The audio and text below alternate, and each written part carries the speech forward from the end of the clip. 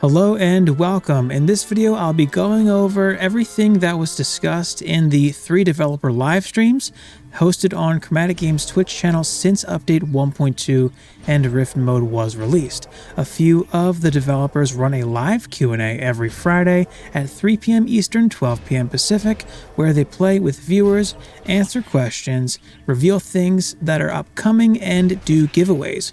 Recently, the giveaways have been copies of the game, the Rifted Corgi cover cosmetic, and the Golden Corgi pet. So, if you've missed any or all of these dev streams, you'll be caught up with what we know by the end of this video about update 1.2.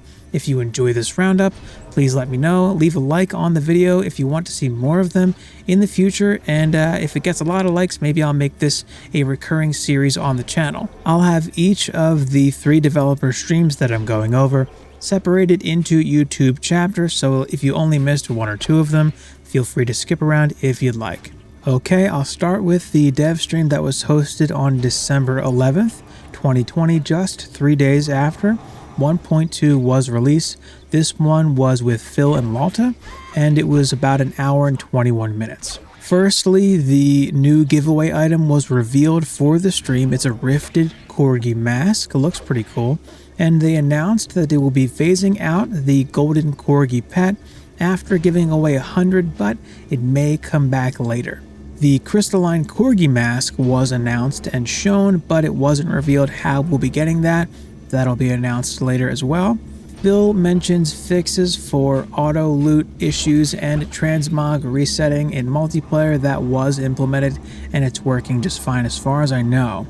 Lalta revealed that the EV Rifted skin that was part of a login reward wasn't exclusive to that period, so if you missed it, it's going to be possible to get that down the line. Phil mentions also that console players will have an opportunity to get those login rewards that everyone has gotten so far on PC.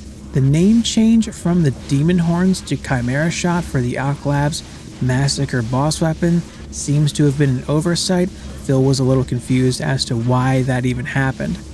The Dragon Scale bracers were a Kickstarter request, and there are plans to implement a tutorial system in the game for transmog. Some people were having issues figuring it out.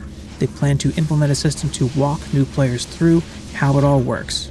There are plans to rework the UI to allow for changing transmog loadouts on the fly, but they're keeping the creation of loadouts exclusive to the tavern where you talk to the blacksmith. So you'll be able to create loadouts in the tavern, but then eventually be able to change them wherever you are.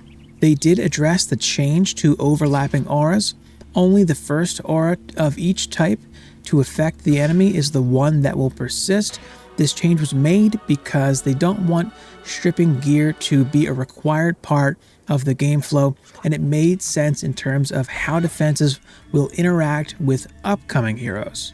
Lalta mentions this would limit the ability to design and provide more fun and engaging heroes if they left it in, and Phil implies that this was cheating or an exploit.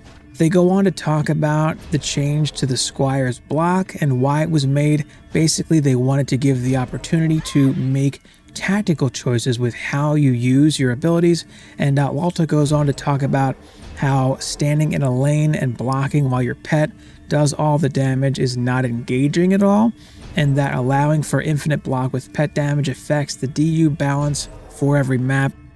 I'm not so sure about that.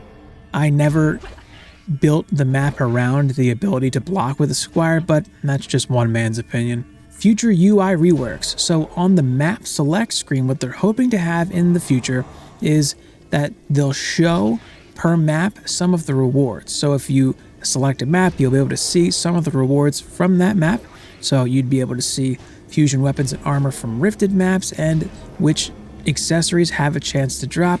But at the moment, this requires more back-end development, so it's not coming very soon per se. Also in the transmog UI, they're hoping to implement hovering over an item to show where it drops. They talk about how update 1.2 for DDA is meant to finish laying the foundation for the base game and cover the most iconic elements of DD1 gameplay, balance, and feel. Lalta likens non-Rifted to something that more closely resembles classic DD1, while Rifted is really meant for trying some new things out and being more experimental with the way they push the limits for certain elements of the game. Finally, he mentions that upcoming content updates will be adding things to non-Rifted versions of the maps as well. Okay, next for the stream held on December 18th, 2020, this was the last dev stream of the year. This one featured Phil, Nat, aka Higgs Bosonic, on Discord, and Lalta. It was an hour and 15 minutes. Phil reveals that the stream giveaway collectibles will expand eventually beyond corgi-themed items. They talk a bit about transmog for pets, and they mention that it's very tricky due to the animations. They heavily imply this isn't coming because it's a ton of work for the animators. They mention that some limited change would be easier to implement first, like for idle pets similar to a giraffe or a Mr. Mine. Pets like those that don't have action animations would be easier to do, but they don't say this is coming. There was talk about adding Rifted as a modifier to be displayed on the browser for multiplayer, stating that the UI team and Phil want to implement the change, but it's not as easy to do as just adding something little onto the UI, and it includes some more development than that. Phil mentions that adding indicators for hardcore and other things will come in the future as well. Nat mentions that new content updates will include some things from DD1 and DD2, and also new things. Some clarification is given here for why Fusion is the element and Rifted is the enemy type. If Rifted enemies were weak to Rifted damage, that would clash with how the current elements work. For instance, fire enemies are immune to fire, so it wouldn't make sense for Rifted enemies to be weak to Rifted damage. That's why Fusion is the element and Rifted is the enemy type. It's confirmed that they will be bringing couch co-op to DDA eventually. Lalta discusses his concerns regarding balance issues when it comes to AFKing extra heroes with split screen for the sake of getting more loot. He mentions that this isn't a fun and engaging gameplay mechanic, so they're concerned about that. And Nat states that he and ICE will not ban people from multi-boxing DDA, but Lalta clarifies his concerns around having one copy of the game and manipulating local co-op for extra loot. They don't want to set up a system in the game themselves that incentivizes players to play in a way that could be problematic due to technical limitations. They want to incentivize skill over technical exploits. There are currently no plans to add elemental damage to pets, but it is something they've talked about. It's not a priority right now, but it's something they want to mess around with in the future. Also, they're looking to add additional rewards for Rifted that build upon the current foundation for Rifted and the game in general. Lalta does mention in this stream that transmogging pets is probably never going to happen. Nat confirms that new heroes will be coming in 2021 and that 2021 will be the year of new heroes. They joked about a game mode called Defend Us for April Fools as an offshoot of Among Us, during which one defender is a saboteur, essentially, and instead of repairing defenses, they would reduce their health, and instead of damaging enemies, they could heal them. This was a joke, they were kidding, but I think this would actually be really fun. Nat states that the Xbox release is coming in Q1 of 2021, so that's the first 3 months, January, February, March, somewhere in there. We are expecting the release of the Xbox version. Lalta mentions here that the level of care going into console ports is related to the level of complexity to get things to work across platforms, and he mentions that another game that was highly anticipated for a year or two was pulled off of online stores due to bugs, glitches, and crashes. They are looking to prevent the same kind of situation for CG for Chromatic Games and DDA's console releases. He's no doubt referencing Cyberpunk 2077 here, which had a really rough launch in mid-December of 2020. Just for reference, CD Projekt Red, the development team behind Cyberpunk 2077, is triple the size of Chromatic Games, so there is legitimate concern here, and they get questions about console releases all the time.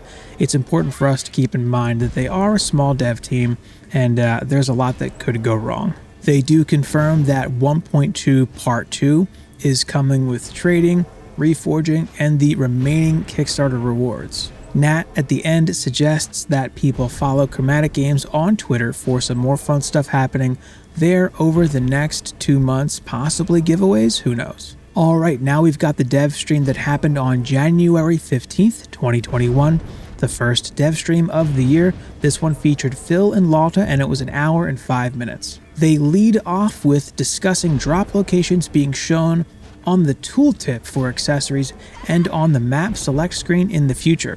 They state that they're not yet ready to reveal anything or share any info regarding the 2 upcoming heroes that Augie, the CEO of Chromatic Games, revealed on his stream over at twitch.tv/dev_juice. Be sure to follow that as well. They discuss new heroes and some other things being more likely to be revealed via articles or videos to take advantage of them as marketing opportunities, but they'll talk about them on stream afterwards, of course. Some new features and upcoming additions, though, can be revealed on stream. When being asked about console in general, they reveal that Xbox is their current focus and PS4 and PS5 will be coming later. They'll have more info on the Xbox as they get updates from Microsoft, but there's nothing to share yet. When asked about the current maximum inventory being expanded, Phil mentions that it's based on a limitation of the data size for the profiles that we use to play. Some things are being considered, though, to allow for expanding it in the future.